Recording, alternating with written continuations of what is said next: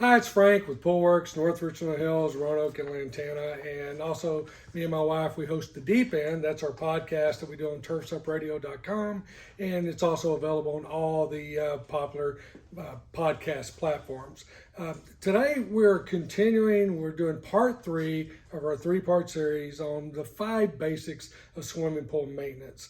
What we found in the past is people that maintain their own pool, and even some service guys out there, they try to correct and maintain everything with just chemistry. They don't follow or they don't look at the circulation. They don't look at the filtration. And a lot of times you can overcome problems with water with more chemicals, but it's not your solution. It's just overcoming. So part 1, we discussed circulation and the importance of that. And then part 2, we discussed the filtration, the brushing of the walls, the removal of debris in the pool. And today we're going to be discussing sanitizers. We're not going to get a whole lot into water balance, which is your LSI. Maybe you've heard of that, the Linear Saturation Index, other than how it affects sanitizer levels. So let's start with chlorine. Now, almost every pool out there is a chlorine pool, and if you're outdoor pool, you pretty much have to use chlorine because you can't get enough sanitizer in there otherwise. But so when you put chlorine in the water, chlorine, when it goes in as 2 different things. It goes in as hypochlorous acid and hypochlorite ion. Hypochlorous acid is the active part of chlorine. It's the team that's on the field. It's out there fighting, struggling, killing things. Hypochlorite ion is kind of sitting on the bench and waiting to go in. As hypochlorous acid gets used up, hypochlorite ion switches over and becomes hypochlorous acid to keep a balance. Now, pH determines what that balance is. At a pH of 7.5, the chlorine that's in your water is 50% active, 50% reserve.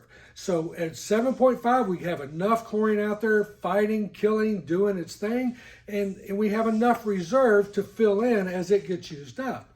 As your pH drops, more becomes active. More of the chlorine goes in as hypochlorous acid and less as hypochlorite ion.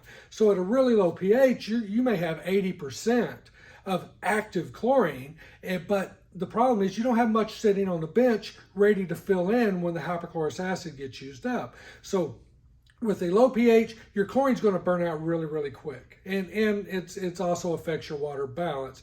But at a high pH, it goes the other way. So you may test your water and it shows that you have all this chlorine in the water, but if you have a high pH, so very little of it, maybe only 15-20% of it is actually active, and all the rest of it is reserved. So you have just a few guys on the field, playing in the game, and everybody else is just sitting on the bench checking out the cheerleaders. So when you get that high pH, you're going to test. It's going to show that you got all this chlorine, but you're still having problems. And the reason is because your chlorine is not active. So pH becomes very important to determining how effective your chlorine is.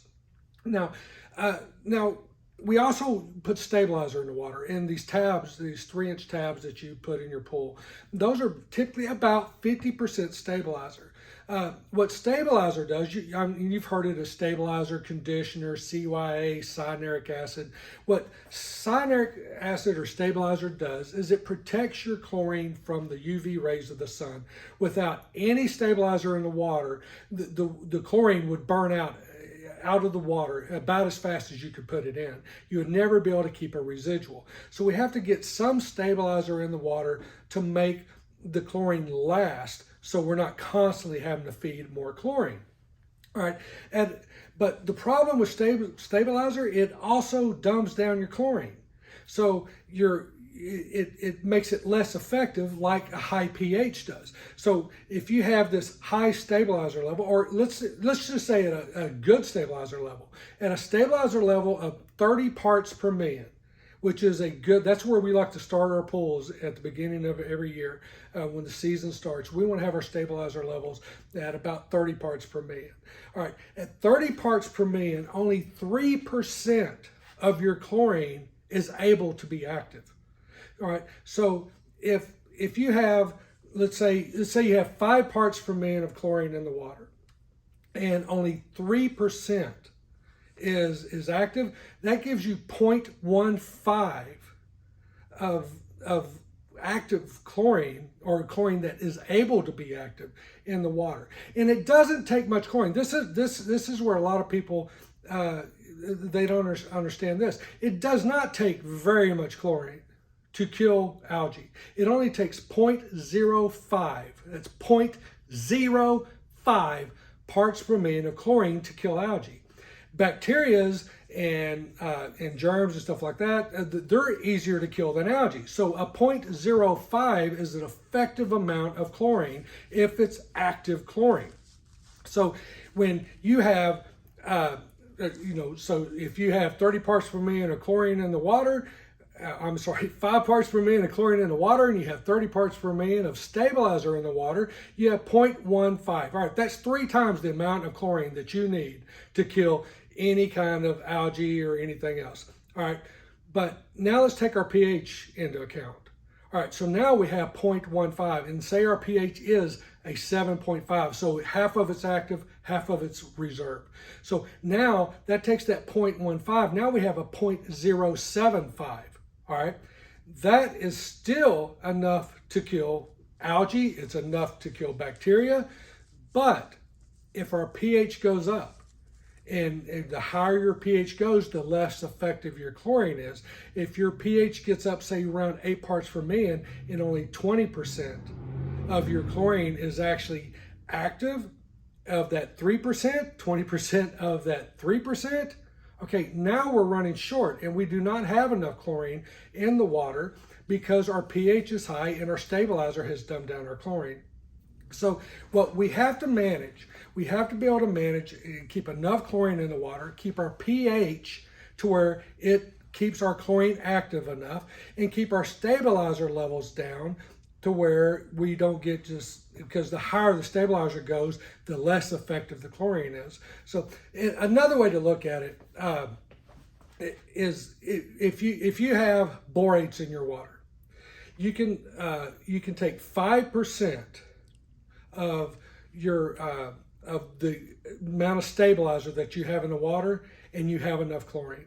So if you have, let's say you have 100 parts per million of stabilizer in your water, 5% of 100 is 5. So with borates in the water, you can have 5 parts per million of chlorine in the water, and that's effective enough if your pH is a 7.5. If your pH goes high and your chlorine becomes less effective, it may not be enough.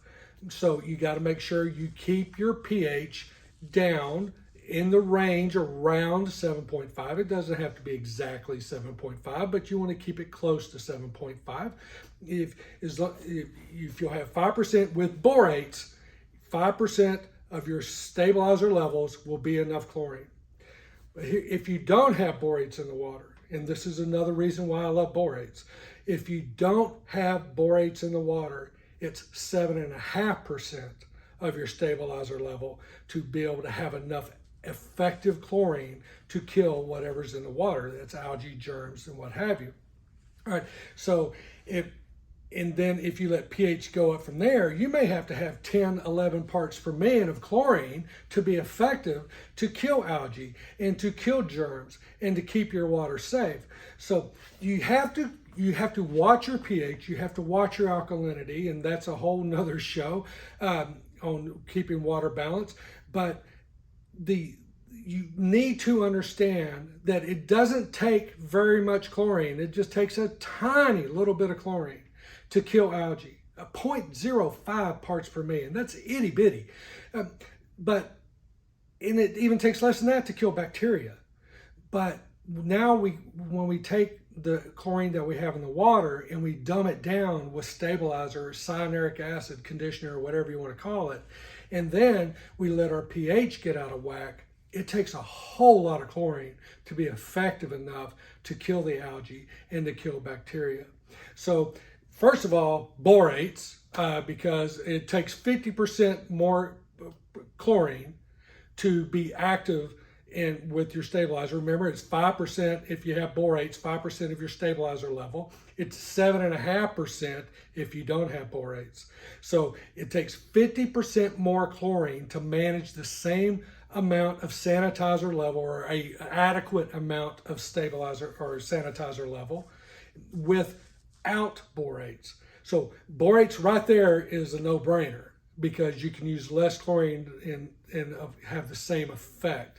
But so when we get our circulation right, we get our filtration right, we're removing the debris from the water, all this is taking load off our sanitizers. And now, if we understand chlorine and how it works, and we watch our stabilizer levels, you need to keep your stabilizer levels low, because the more stabilizer you have in the water, the more chlorine it takes to be effective. So watch your stabilizer levels, keep your water balanced, keep your pH in line, and you should be able to manage your pool much more effectively, much more cost efficiently, and not have the problems. You know, the goal is to never have to use an algicide. That's our goal. And we should be able to have good enough sanitizer level in the water that's effective in killing the algae, killing the germs, keeping the water safe, keeping our water clear. So listen to part 1, part 2, where we discussed water circulation, water filtration, brushing, removal of debris. Understand this part of your chlorine, and you're seriously, you're 95% of the way there to making your pool easier to maintain, and much more cost efficient to maintain, and just, you don't have to spend a fortune on these chemicals. And chemicals, they just keep going up. So the better we get at this, the happier we're going to be with our pool, and the less money we're going to have to spend. So I hope y'all enjoyed this 3-part series. I'm sure we'll be following this with some deeper water chemistry. I know everybody loves to talk about water chemistry, but I'm sure we'll have some episodes coming up where we discuss that more. But feel free to look us up. Look up our podcast. We cover a lot of this in our podcast. So anyway, enjoy your pool.